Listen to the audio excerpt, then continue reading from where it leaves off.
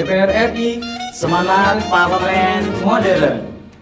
Assalamualaikum warahmatullahi wabarakatuh. Selamat datang di podcast Ramadan ini. Apa kabar Sobat Unggul? Kali ini kita bakal membahas isu-isu yang lagi hits di era tahun ini lah.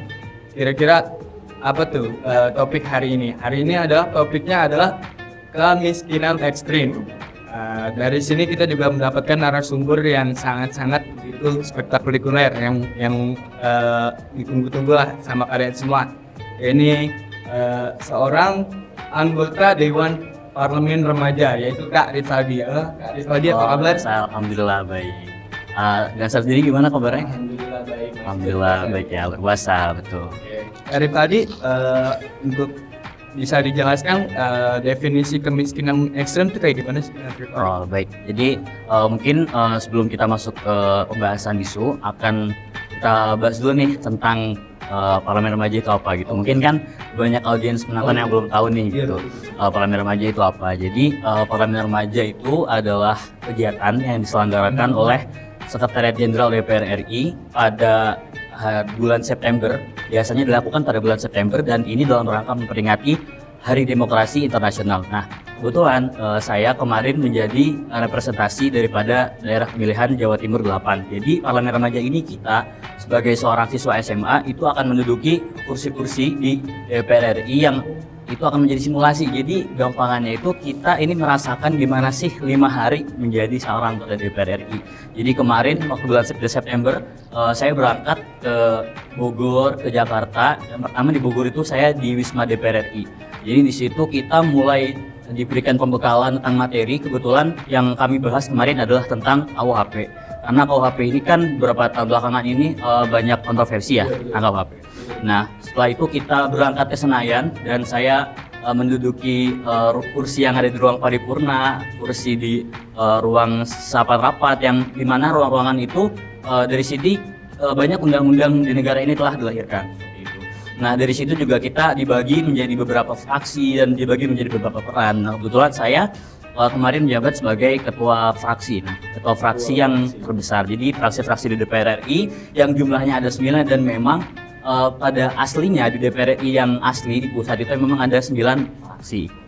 Nah, ini memang salah satu kesempatan yang menguntungkan saya karena bisa mendapatkan langsung edukasi dan wawasan tentang parlemenan, politik, dan juga pemerintahan langsung dari DPR RI.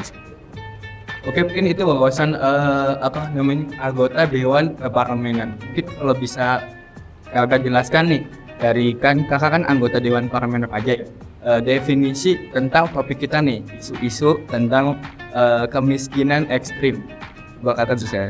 Kalau kita membahas tentang kemiskinan ekstrim ya, kata yang pertama muncul kan adalah kemiskinan. Jadi memang kemiskinan ini mungkin sudah sangat familiar lah di pendengar kita, mungkin dari perbincangan sehari-hari. Kemiskinan masih menjadi salah satu masalah yang paling utama di negara Indonesia ini. Karena kenapa kemiskinan ini bisa terjadi? Karena pekerjaan ini kan hasil penghasilan. Nah, dari penghasilan ini itu ternyata tidak cukup untuk memenuhi kebutuhan kita, baik itu kebutuhan utama ataupun kebutuhan yang tambahan. Nah, jadi kemiskinan ini memang salah satu isu yang penting untuk dibahas dan perlu diberikan urgensi yang lebih, karena ini menyangkut kesejahteraan sosial masyarakat juga. Nah, namun kita masuk ke dalam kemiskinan ekstrim. Kemiskinan ekstrim ini apa gitu? Jadi kemiskinan ekstrim itu ketika ada seseorang yang penghasilannya satu hari itu tidak lebih dari 10.000. Jadi dia satu hari itu tidak lebih dari 10.000, dan jika dikalkulasikan satu bulannya itu hanya kurang lebih 300.000. Nah, tentu hal ini sangat miris ya bagi kita gitu. Pemerintah di samping ketika saat ini pemerintah sedang gencar-gencarnya melakukan pembangunan, pemerataan, menghilangkan kata-kata sentral Jawa ya, dalam artian tidak pemerintah berusaha untuk menghilangkan statement dari orang-orang yang mengatakan bahwa pemerintahan, pembangunan, pemerataan semuanya hanya di Jawa. Namun sekarang sudah dilakukan pembangunan di IKN contohnya. Ini adalah salah satu bukti pemerintah pemerataan nasional. Tapi di balik semua itu, di balik pembangunan pemerataan sosial nasional tersebut, ternyata masih banyak kemiskinan ekstrem yang terjadi. Nah, bahkan pada 2 tahun terakhir tren ini menjadi naik seperti itu. Nah, hal ini yang perlu kita soroti sebenarnya, karena ini menyangkut kesejahteraan sosial juga dan menyangkut masa depan Indonesia juga gitu. Karena masyarakat jika tidak bisa memenuhi kebutuhannya sendiri, dia tidak akan bisa untuk melakukan kegiatan yang lain-lainnya untuk bisa membangun negara ini lebih maju lagi. Dalam artian ketika mereka memenuhi kebutuhan diri sendiri saja tidak bisa, apalagi ketika ingin membangun sebuah negara. Untuk mungkin untuk kemiskinan ekstrim itu Kira-kira sangat dampaknya sangat buruk banget ya kayak. betul, sangat disayangkan. Menurut Kak Rivaldi nih, dampak dari kehidupan sehari-hari dengan kemiskinan ekstrem tuh dampaknya gimana sih? Kalau untuk dampaknya ya mungkin kemiskinan ekstrim saya pikir tidak jauh berbeda dengan kemiskinan biasa. Mungkin tidak layaknya rumah dan juga sanitasi dan lingkungan yang tidak memadai kriminalitas tinggi tentunya, karena ketika seorang tidak memiliki penghasilan yang cukup dalam arti tidak bisa memenuhi kebutuhannya, maka akan timbul rasa di dalam jiwanya, maksudnya dia akan melakukan namanya pencurian gitu, bisa memenuhi kan. Dan tentunya ini perbuatan yang melanggar hukum seperti itu. Nah, jadi memang dampaknya sangat negatif, sangat banyak dampak negatif daripada kemiskinan ekstrim ini.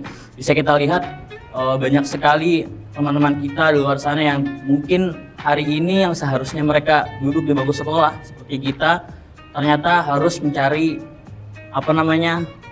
uang di jalanan. Mungkin mereka harus bisa mikir, bukan yang mereka pikirkan adalah bukan bagaimana cara bisa belajar untuk hari ini, tapi bagaimana cara saya untuk makan hari ini. Karena makan aja nggak bisa. Gitu. Bagaimana apalagi untuk memenuhi kebutuhan yang seperti sekolah. Nah, ini juga yang nantinya akan berdampak panjang ke masa depan Indonesia jika kemiskinan ini terus berlanjut. Maka dari itu, kenapa saya tadi bilang di awal, ini merupakan salah satu isu yang perlu disorot secara penting seperti itu pemerintah. Makanya dampaknya sangat berbahaya, apalagi kayak remaja kita udah kayak dia sekolah tapi dia malah memikirkan suatu seharusnya dia pikirkan supaya dia bisa makan di hari ini. Ya, bilang fals nggak sih? Gimana tuh? Anak sekecil itu. berkelahi dengan Nah, betul. Makanya ini perlu kita kurangi lah angka kemiskinan ekstrim di Indonesia. Iya. Kira-kira saya mau tanya lagi nih, ada faktor yang memperburuk, apa sih faktor yang memperburuk kemiskinan ekstrim? Faktornya ya mungkin jika kita membahas faktornya itu ada mungkin di lapangan pekerjaan. Kenapa saya sebut lapangan pekerjaan? Karena ketika orang-orang di Indonesia, masyarakat ini bekerja di lapangan kerja yang mungkin memang tidak sesuai gitu. Jadi dengan penghasilan yang dihasilkan dan juga dengan kebutuhannya itu tidak sesuai gitu. Misalkan katakanlah dia 1 bulan harus memiliki uang 10 juta, tapi gajinya hanya 5 juta. Nah di sini kan kekurangan uang, akhirnya belum lagi dengan tagihan-tagihan lain yang tidak terduga. Nah akhirnya di sini muncul angka kemiskinan. Seperti itu. Jadi faktornya mungkin bisa kita atasi dengan kita cek lagi lapangan pekerjaan yang ada di Indonesia. Jadi nanti supaya kita pastikan semua orang yang bekerja, semua penghasilan itu memang bisa mencukupi kebutuhan hidup mereka. Jadi supaya tidak ada kemiskinan lagi. Jadi ini betul-betul harus kita perhatikan. Kira-kira nih ya dari kakak nih seorang anggota parlemen remaja, apa sih yang yang harus mengatasi kira-kira yang harus diatasi mengatasi masalah kemiskinan ekstrim dan upaya-upaya pemerintah apa yang sudah dilakukan pemerintah itu kayaknya. Baik, jadi untuk di periode yang sekarang ya, Presiden Jokowi itu dalam APBN itu sudah merancang dana sebesar kurang lebih 500 triliun. Sebesar 500 triliun yang dialokasikan melalui Kementerian Keuangan.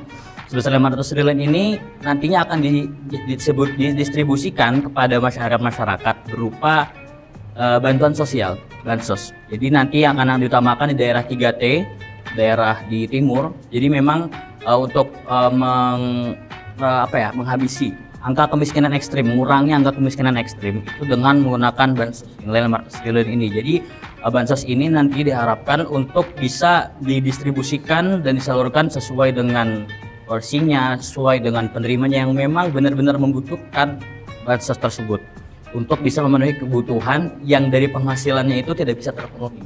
Jadi bisa dipenuhi dengan bansos. Ini adalah salah satu bukti nyata pemerintah untuk bisa menurunkan angka kemiskinan ekstrim di Indonesia. Seperti ada juga program dari Kementerian Sosial, itu program Keluarga Harapan, dan juga bantuan subsidi energi seperti itu. Jadi sejauh ini memang kami dari pemerintah itu sudah berusaha untuk menurunkan angka kemiskinan ekstrim tersebut. Banyak ya upaya-upaya yang dilakukan untuk mengatasi masalah ini. Terima kasih Kak Rivaldi Sama-sama Kang Saan. waktunya dan Yes. wawasannya ya Kak Rivaldi ya. Yaudah itu saja dari kami teman-teman. Terima kasih. Wassalamualaikum warahmatullahi wabarakatuh.